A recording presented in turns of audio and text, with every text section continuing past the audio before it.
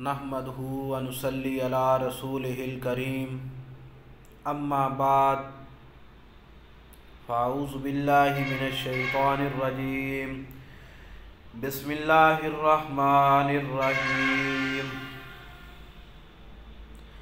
अल्लाहुम्मा सल्लि अला मुहम्मदिन व अला आलि मुहम्मद कमा सल्लैता अला इब्राहीम व अला आलि इब्राहीम इन्नका हमीदुम मजीद। अल्लाहुम्मा बारिक अला मुहम्मदिन व अला आलि मुहम्मद कमा बारकता अला इब्राहीम व अला आलि इब्राहीम इन्नका हमीदुम मजीद। तमाम अज़ीज़ दोस्तों को अस्सलामु अलैकुम वरहमतुल्लाहि वबरकातुहू। मैं आज आपकी खिदमत में एक वजीफ़ा पेश करने जा रहा हूँ, क्योंकि हज़रत मौलाना मुफ्ती मोहम्मद शफ़ी रहमतुल्लाह अलैह ने ये वजीफ़ा बयान किया था तो मेरे तक पहुंचा और इसको प्रैक्टिकल में भी लेके आए हैं।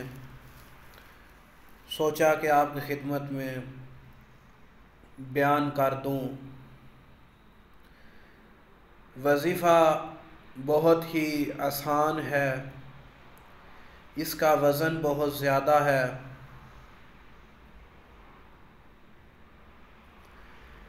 क्योंकि अक्सर लोग जो हैं वो ये फरमा देते हैं कि जी हमने कुरान की तलावत की है, सूरत बकरा की तलावत करते हैं, सूरह यासीन भी पढ़ते हैं, लेकिन उसके बावजूद हमें जो है वो जिन्नात नुकसान पहुंचाते हैं। वो लोग जिनको नापाक जिन्नात के नुकसान से ख़तरा हो, वो लोग जो नापाक जिन्नात से बचना चाहते हों, वो लोग जो जिन्नात की वजह से बहुत ही परेशान रहते हों, वो लोग जिनके बच्चों को जिन्नात तंग करते हों, तकलीफ़ देते हों, या वो औरतें जिनको जिन्नात परेशान करते हों, या वो लड़कियां जिनके ऊपर जिन्नात के दौरे शुरू हो जाते हों, उनको परेशान होने की ज़रूरत नहीं है। मैं आपकी खिदमत में हज़रत मौलाना मुफ्ती मोहम्मद शफ़ी रहमतुल्लाह अलैह का एक वजीफ़ा बयान करने जा रहा हूँ, जो सुन्नत भी है और एक वजीफ़ा भी है। अगर आप इसको कर लें तो इंशाअल्लाह ताला आपको नापाक जिन्नात तंग करना छोड़ देंगे।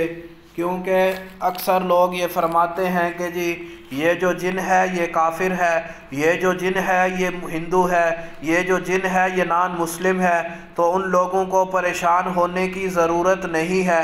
वो ये हमारा बताया गया अमल एक दफ़ा करें, चंद बार करते रहें और ज़िंदगी का मामूल बना लें।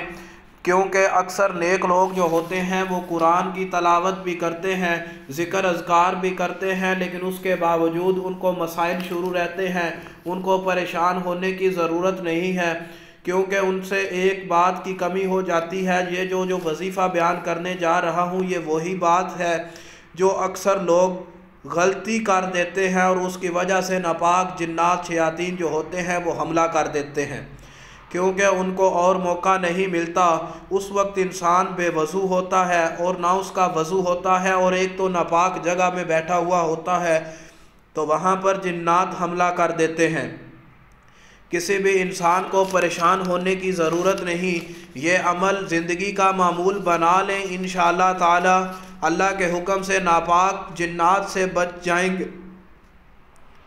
हम बार बार आपकी खिदमत में गुजारिश करते हैं कि जब आप दीन के ऊपर अमल करेंगे तो इंशाअल्लाह ताला कोई भी जिन शयातीन आपको परेशान नहीं करेगा। आजकल अक्सर लोग जो हैं वो इस वजह से परेशान रहते हैं कि जी हमें जिन्नात बहुत सताते हैं, हम नेक अमाल भी करते हैं। वो एक गलती कर देते हैं कि वो जब बैतुल खला में जानते हैं तो उस वक्त वो दुआ नहीं पढ़ते।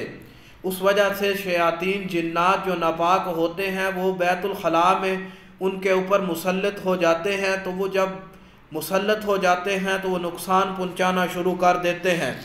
आप जब भी बैतुल खला में दाखिल हों तो ये दुआ पढ़ लिया करो, अल्लाहुम्मा इन्नी आऊज़ु बिका मिनल खुब्सि वल खबाइस। ये जब आप पढ़ लेंगे तो इंशाअल्लाह ताला नापाक जिन्नात के शर से अल्लाह ताला हिफाजत फरमाएंगे। ये दुआ बैतुल खला में दाखिल होने से पहले पढ़नी है। इंशाअल्लाह ताला बैतुल खला में जो नापाक जिन्नात बैठे हैं वो आपको तंग नहीं करेंगे। ये बज़ाहिर तो बिल्कुल छोटी सी दुआ है, लेकिन ये करके देखो, वो लोग भी करें जो नहीं करते, ख़ासकर वो लोग इसकी पाबंदी करें जिनको शयातीन जिन्नात तंग करते हैं। इंशाअल्लाह ताला शयातीन जिन्नात नापाक जिन्नात के नुकसान से अल्लाह ताला आपको बचा देगा। अगर आपको किसी भी बात की कोई भी समझ ना आई हो तो वो हमसे रब्ता भी फरमा सकते हैं। इंशाअल्लाह ताला अल्लाह के हुक्म से ये अमल आप करना शुरू करो, अल्लाह के ख़ास फजलो करम से नापाक जिन्नात से आपको छुटकारा मिल जाएगा। अस्सलामु अलैकुम रहमतुल्लाहि व बरकातुहू।